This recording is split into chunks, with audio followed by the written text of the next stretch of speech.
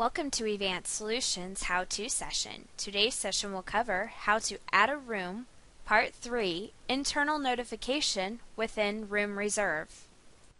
Congratulations! You've made it to Part 3 in adding a new room to the room reservation system. We're going to sign in just as we have done in the last two recordings. So here in the password box, I'm going to type in my administrative password and I will hit the enter and I will select the enter key on my keyboard. Once I do this, it will open up the home page of the room reservation maintenance screen where I can come over to Setup and go to Room Configuration. Now, in the last two recordings, we've been working with our Storytime Carpet room, so we're going to continue to work with that. I'm going to simply select, and it brings me into the room configuration. We've already covered the room information along with the contract entry items. So let's come down to the internal notification. And as you can see, we have a limited set of fields within this section.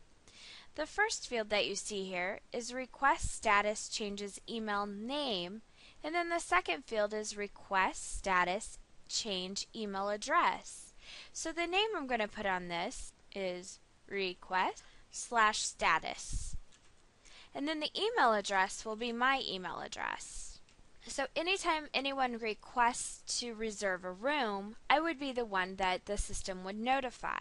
Or if there was a status change with that room, maybe they canceled the request or they made modifications to it to change the status, I would get that notification. The next set of fields that you see here is the Equipment Request Email Name and Equipment Request Email Address.